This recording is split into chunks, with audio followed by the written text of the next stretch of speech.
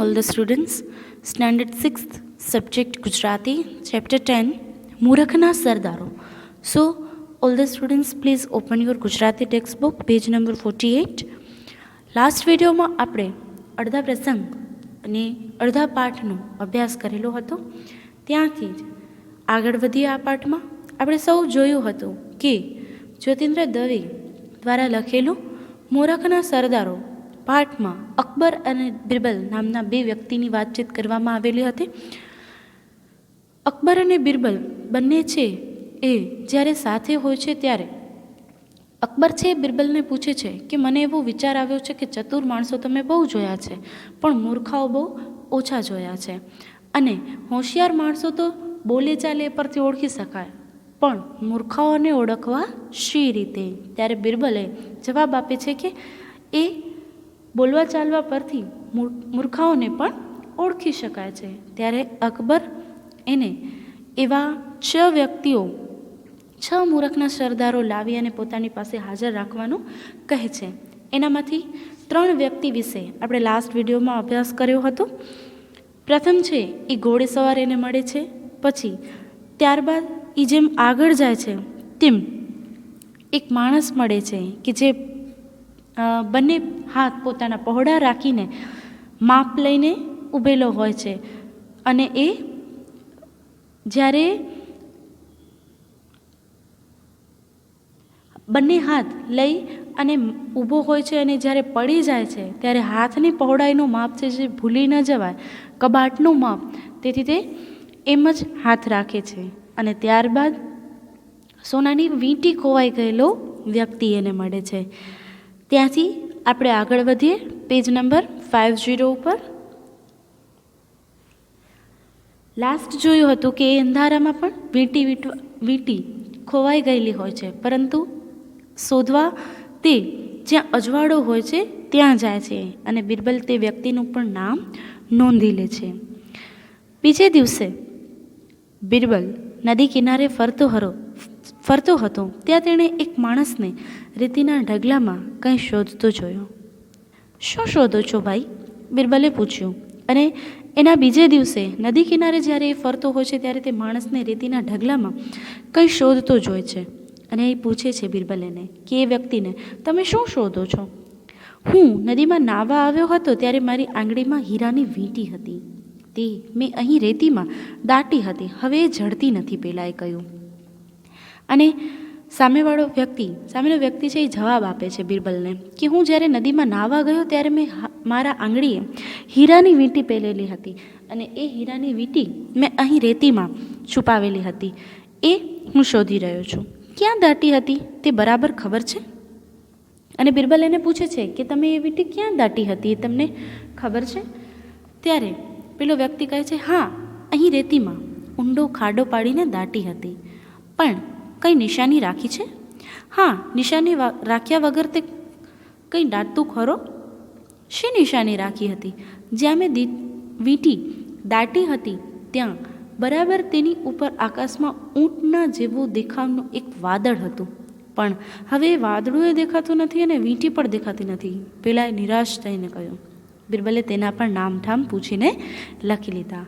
હવે અહીંયા બિરબલ છે એકદમ ચતુર હતો, અને પેલો જ્યારે વીંટી એને રેતીમાં દાટી છે ત્યારે એને નિશાની શું રાખી હતી તો કે વાદળાની. હવે આપણને બધાને ખબર છે કે વાદળું છે એ ક્યારે ઊભતું નથી, સ્થિર નથી, તે સતત છે વયાર રાખે છે, એટલે વાદળું તો જતું રહે છે આકાશમાંથી, એકને એક જગ્યાએ રહેતું નથી. તેથી નિશાન છે એ નિશાન એને બનાવી શકાય એમ શક્ય ન હતું. છતાં પણ એને વીંટી જ્યાં દાટી હતી એ નિશાન એને આ રાખ્યું. એટલે બિરબલ સમજી જાય છે કે આ પણ મૂરખ છે, તેથી એ પણ એનું નામ નોંધી લે છે. અકબરે આપેલી મહેતલ પૂરી થઈ એટલે દરબારમાં જઈને તેણે ગણાવેલ 4 જણાના નામઠામ આપી અને અકબર સૌને બોલાવી મંગાવવા કહ્યું. આપે માગેલા મૂરખના સરદારો આ રહ્યા નામદાર. પણ આ તો 4 જ છે, મેં તને 6 લાવવાનું કહ્યું હતું, અકબરે કહ્યું. નામદાર 6 હાજર છે, બિરબલે જવાબ આપ્યો. આ તો 4 દેખાય છે, બાકીના 2 ક્યાં છે? અકબરે પૂછ્યું. આ 4 તો આપ નામદારે જોયા, 5મો હું, બિરબલે કહ્યું. તું મૂરખનો સરદાર? અકબરને નવાઈ પામી પૂછ્યું, હા નામદાર, કેમ? જાણે બીજા કોઈ કામ ન હોય તે મૂર્ખાઓની શોધ કરવા હું નીકળ્યો ને મેં 8 દહાડા નકામા બગાડ્યા. તે હું મૂર્ખનો સરદાર નહીં તો બીજું શું? બિરબલે કહ્યું. અને છઠ્ઠો નામદાર, કસૂર માફ કરજો, પણ રાજકાજના ને બીજા અનેક સારા કામો મૂકીને મૂર્ખના સરદારોને શોધી અને દરબારમાં આણવાનો મને હુકમ કરનાર તે છઠ્ઠો મૂર્ખનો સરદાર. બિરબલે કહ્યું. એટલે એ તો હું, અકબરે કહ્યું. બરાબર. અકબર અને બિરબલ વચ્ચેની વાતચીત કહે છે. જ્યારે અકબરે બિરબલને 6 મૂર્ખાઓને શોધ કરવાનું કહ્યું હતું, ત્યારે બિરબલ શું કરે છે તો કે 4 મૂર્ખા આ વ્યક્તિઓને શોધી લાવે છે અને અકબરની સામે હાજર કરે છે. અને ત્યારે અકબર પૂછે છે કે આ 4 છે, બીજા 2 ક્યાં છે? ત્યારે બિરબલ જવાબ આપે છે કે એક તો હું, કે જે મારું બધું જ કામકાજ મૂકી અને મેં મૂર્ખાઓની શોધમાં 8 દિવસ બગાડ્યા, વેડફી નાખ્યા, એટલે કે 5મો મૂર્ખનો સરદાર હું. ત્યારે અકબર પૂછે છે કે ત્યારે છઠ્ઠો?